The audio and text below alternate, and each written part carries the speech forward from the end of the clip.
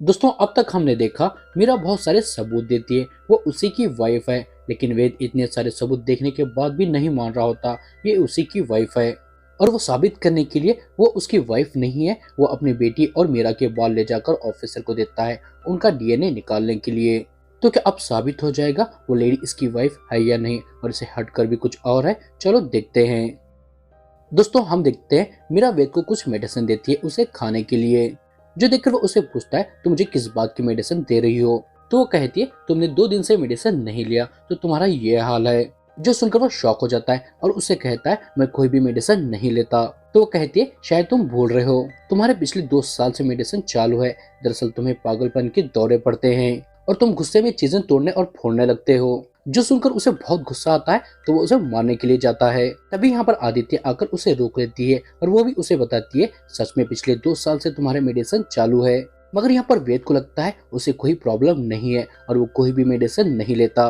तो वो गुस्से से बाहर आता है और एक प्राइवेट डिटेक्टिव को कॉल करके मिलने के लिए बुलाता है और उसे मीरा पर नजर रखने को कहता है और साथ में पता करने को कहता है आखिर वो लेडी कौन है और कहाँ से आई है। जो सुनकर वो डिटेक्टिव मान जाता है और वो वेद को भी उस लेडी के सामान की तलाशी लेने को कहता है, शायद उसे कुछ पता चल जाए। जो सुनकर उसे ठीक है कहता है और वहाँ से घर आ जाता है और देखता है वहाँ पर मीरा के साथ एक लेडी बैठी हुई होती है। तो उनसे पूछता है वो कौन है। जो सुनकर वो लेडी कहती है तुम क्या बोल रहे हो वेद, मैं तुम्हारी डॉक्टर हूँ और पिछले 2 साल से मैं ही तुम्हारा इलाज कर रही हूँ। जो सुनकर वो कहता है तुम क्या बकवास कर रही हो, मैं तुम्हें नहीं जानता और ना ही मैं इससे पहले तुमसे मिला हूँ। तो वो कहती है तुम मेडिसिन नहीं ले रहे हो जिसकी वजह से तुम्हारी मेंटल हालत और खराब हो रही है। जिस पर उसे बिल्कुल भी यकीन नहीं होता। वो उससे कहता है अब क्या बोल रही हो, क्या सच में अब एक डॉक्टर हो या इस लेडी का एक मोहरा? जो सुनकर वो कहती है वे तुम्हारी इसी वजह से हमें दिया को हॉस्टल भेजना पड़ा है। जो सुनकर वो और ज्यादा गुस्सा जाता है और उन्हें वहां से फौरन जाने को कहता है। तो वो लेडी वहां से चली जाती है और उसके साथ मीरा भी। और उनके जाने के बाद वेद मीरा के सामान की तलाशी लेने लगता है और उसे उसके सामान में एक डायरी मिलती है जिसमें बहुत सारे नंबर लिखे होते हैं। तो वो उनकी फोटो लेकर उसे वापस रख देता है और उन नंबर को गूगल पर सर्च करता है, लेकिन उसे कुछ नहीं पता चलता। और तभी उसे डिटेक्टिव कॉल करता है और उसे बताता है मीरा आदित्य के कैफे में है और उसने आदित्य के पास एक पेनड्राइव लिया है और उसे अपने लैपटॉप में अटैच करके कुछ काम करने के बाद उस पेनड्राइव को आदित्य को लौटा दिया है। जो सुनकर वे शॉक हो जाता है और उससे कहता है उस पेनड्राइव में ऐसा क्या है, उसने उसे घर पर नहीं रखकर आदित्य को दिया है। तो वो कहता है ये जानने के लिए उस पेनड्राइव को हमें लेना होगा और ये काम अब मेरे पर छोड़ दो। और आगे हम देखते हैं वेद मीरा से कहता है मेरा फोन डेड है तो प्लीज तुम्हारे फोन से दिया को कॉल करके मेरी बात करवाओ।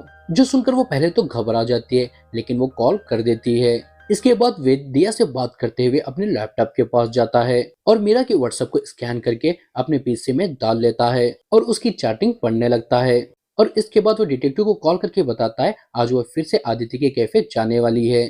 तो डिटेक्टिव भी वहां पर पहुंच जाता है और देखता है मीरा आज वो पेनड्राइव को आदित्य को ना देकर अपने पर्स में रख लेती है और जाकर आदित्य से बात करने लगती है। और वो डिटेक्टिव इसी का फायदा उठाकर मीरा का बैग वहां से ले लेता है और उसे लाकर वेद को देता है और वो दोनों यहाँ पर उस पेनड्राइव को खोलने लगते हैं। लेकिन यहाँ पर उस पेनड्राइव पर पासवर्ड लगा होता है जो देखकर वेद डिसाइड करता है वो ये पेनड्राइव ले जाकर ऑफिसर को देगा और उनका साइबर ऑफिसर इसे खोल लेगा। मगर जब वहाँ पर वो जाता है तो देखता है मीरा पहले ही वहाँ पर आई होती है उसके बैग की चोरी की कंप्लेंट लिखवाने के लिए। लेकिन वे जैसे तैसे करके ऑफिसर को बाहर ले आता है और उसे कहता है ये औरत 100% नाटक कर रही है जिसका सबूत मेरे पास है। और वो उन्हें वो पेनड्राइव दे देता है और वो ले जाकर उस पेनड्राइव को साइबर ऑफिसर को देकर उसे खोलने को कहते हैं। लेकिन जब वो उसे खोल रहा होता है उस पेनड्राइव में के सारे फाइल डिलीट हो जाते हैं जो देखकर वेद उस ऑफिसर पर भड़कने लगता है। जो देखकर मीरा उसे साइड में ले जाती है और उसे शांत करती है और उसे कहती है तुम मेडिसिन लेना शुरू कर दो, उसी की वजह से तुम्हें ऐसे बुरे बुरे ख्यालात आ रहे हैं। जो सुनकर वो और ज्यादा गुस्सा हो जाता है और ऑफिसर से कहता है सर मैं हाई कोर्ट का वकील हूँ, मुझे बड़े बड़े केस याद रखने होते हैं तो मैं कैसे अपनी बीवी का चेहरा भूल सकता हूँ। ये औरत नाटक कर रही है, ये मेरी पर्सनल लाइफ और साथ में मेरे प्रोफेशनल करियर को भी खत्म करना चाहती है। जो सुनकर वो कहते हैं अगर तुम्हें यकीन है तुम्हें कोई प्रॉब्लम नहीं है तो चलो हम तुम्हारा टेस्ट करवाते हैं जिससे सबका मुंह बंद हो जाएगा और मुझे भी तुम पर यकीन आएगा। जो सुनकर वो मान जाता है और आगे हम देखते हैं वेद को डिटेक्टिव का कॉल आता है और वो उसे बताता है सर मुझे एक ऐसा सबूत मिला है जिससे दूध का दूध और पानी का पानी हो जाएगा, मतलब सारी सच्चाई बाहर आ जाएगी और मैं वो सबूत लेने के लिए जा रहा हूँ और जैसे ही वो मुझे मिलेगा मैं आपको कॉल करके बता दूंगा। जो सुनकर वेद बहुत खुश हो जाता है और आगे हम देखते हैं वो अपने ब्रेन का स्कैन करवाता है और जाकर डॉक्टर से पूछता है, डॉक्टर क्या सच में मेरे दिमाग में कोई गड़बड़ है? तो वो कहती है, जब तक रिपोर्ट नहीं आती मैं कुछ नहीं कह सकती, लेकिन आपकी रिपोर्ट पॉजिटिव आती है तो हमें आपको मेंटल असलम भेजना होगा जिसमें आपकी और सबकी भलाई होगी। जो सुनकर वो ठीक है कहता है, लेकिन इतनी सारी चीजें देखकर उसे अब सच में लगने लगता है उसके दिमाग में कोई प्रॉब्लम है, जिससे वो टूट जाता है क्योंकि ये सच है तो अपनी बेटी से दूर हो जाएगा जिससे वो बहुत प्यार करता है। और ये बात सोचकर वो रोने लगता है। और आगे हम मिलते हैं, मीरा वेद से कहती है उसकी इन पागलों वाली हरकतों से वो बहुत परेशान हो गई है और बहुत थक भी गई है, तो वो उसे डिवोर्स लेना चाहती है। जो सुनकर वो ठीक है कहता है और कहता है इसी के बहाने तुम मेरे घर से चली जाओगी और मैं सुकून से अपनी असली वाली वाइफ को ढूंढ पाऊंगा। जो सुनकर वो भी गुस्से से यहाँ से चली जाती है। और इसके बाद उसे डिटेक्टिव का कॉल आता है और वो इसे बताता है जो औरत आपकी बीवी होने का नाटक कर रही है उसकी शादी 2 साल पहले ही किसी और से हो गई है और वो इसका सबूत लेने के लिए जा रहा है और जैसे वो मिलेगा इसे बता देगा। जो सुनकर वेद बहुत खुश हो जाता है और इसके बाद उसे डॉक्टर का कॉल आता है और वो उसे फौरन हॉस्पिटल को आने को कहती है। तो वो फौरन ऑफिसर के साथ वहाँ पर चले जाता है और यहाँ पर डॉक्टर उसे बताती है इसकी रिपोर्ट पॉजिटिव आई है, मतलब वेद को मेंटल प्रॉब्लम है और इसे जल्द से जल्द हॉस्पिटल में एडमिट करके इसका इलाज शुरू करना होगा। जो सुनकर वो हैरान भी होता है और डर भी जाता है और उसे कुछ भी समझ नहीं आ रहा होता।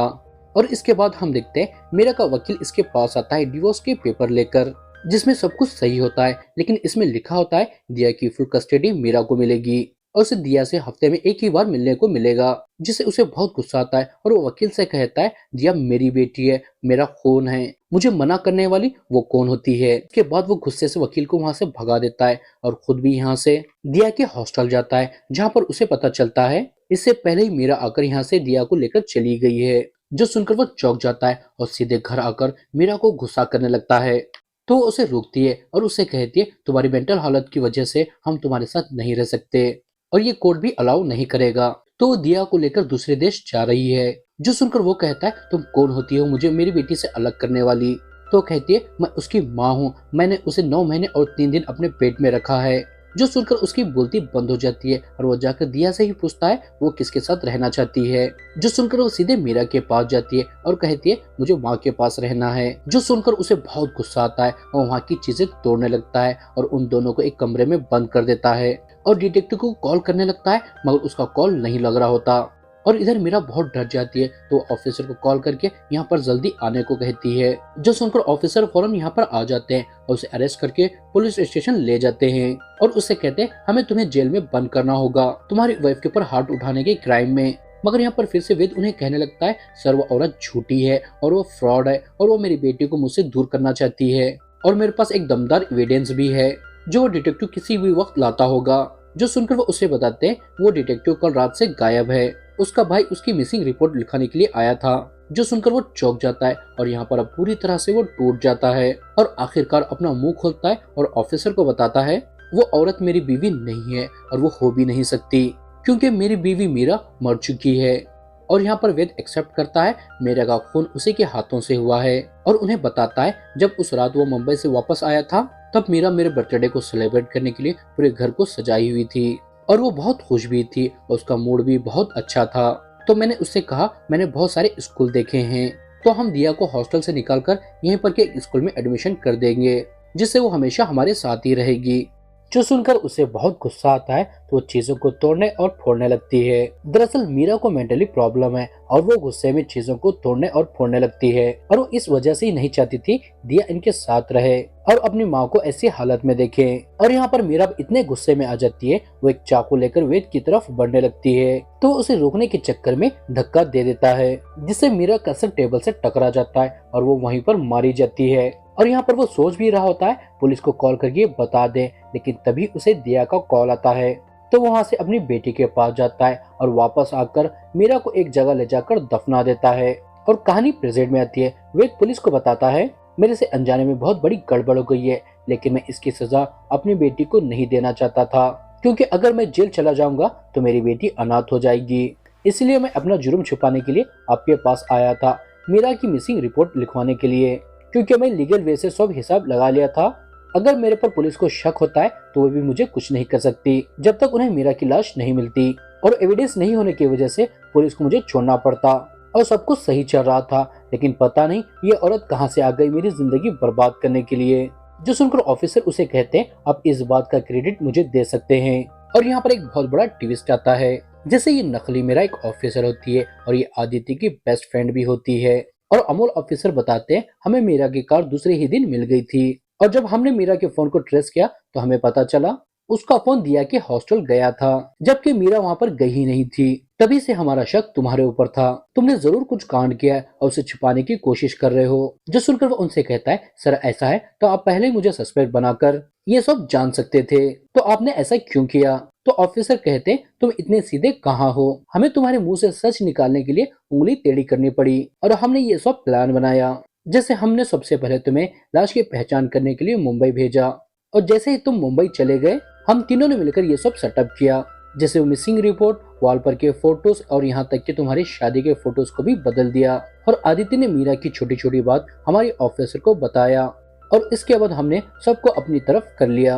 लेकिन आप तो बहुत शाणे निकले, हमारे प्लान को बर्बाद करने के लिए एक प्राइवेट डिटेक्टिव को हायर किया और वो हमारी नाक में दम करने लगा। जैसे पहले तो पेनड्राइव आपको ला कर दिया जिसमें मीरा की छोटी छोटी बात थी, मगर हमारा गुड लक वो पेनड्राइव वापस हमारे पास ही आ गया, तो हमने उसमें के सारी फाइल्स को डिलीट कर दिया। लेकिन वो डिटेक्टिव यहाँ पर भी नहीं रुका, वो पहुंचा अदालत हमारी ऑफिसर की मैरिज सर्टिफिकेट निकालने के लिए, मगर वो पहुंच पाता हमने उसे रास्ते में ही पकड़ लिया। और आप भी नहीं रुके, आपने मेरे पास दिया के बाल और हमारी ऑफिसर के बाल लेकर आए उनका डीएनए चेक करने के लिए। लेकिन मैं उसका डीएनए कभी चेक करवाया नहीं, क्योंकि मुझे पहले ही से ही पता था ये नकली है। ये सब सुनकर वेद उनसे पूछता है क्या वो रिपोर्ट और डॉक्टर भी झूठी है? तो लेडी ऑफिसर कहती है आपकी सबसे बड़ी कमजोरी आपकी बेटी दिया है, इसलिए हमें उस डॉक्टर को अपने प्लान में शामिल करना पड़ा, क्योंकि एक बार वो साबित कर रही थी आप मेंटली डिस्टर्ब है। तो आप बौखला जाते, क्योंकि आपको एक वकील होने के नाते पता होता कोर्ट एक मेंटली डिस्टर्ब आदमी को बच्चों की कस्टडी नहीं देती, तो आप भी दिया की कस्टडी खोने से डर जाते और बुरी तरह से टूट जाते। और ऐसे ही हुआ, आप दिया की कस्टडी खोने से डर गए और आपने पूरा सच हमें बता दिया। जो सुनकर वेद रोने लगता है और आदित्य से कहता है दिया की कसम वो सिर्फ एक एक्सीडेंट था, वो जानबूझकर मीरा को नहीं मारा, तो हो सके तो प्लीज मुझे माफ कर दे। और वो आखिरी बार दिया से भी मिलता है और उससे माफी मांगता है और उससे कहता है वो उसे बहुत प्यार करता है और वो ये सब उसी के लिए किया है। और यहाँ पर वो बहुत रो रहा होता है तो दिया भी इमोशनल हो जाती है और उसे गले से लगा लेती है और इसके बाद ऑफिसर उसे वहां से ले जाते हैं और इसी के साथ ये कहानी, सीरीज और मूवी खत्म हो जाती है।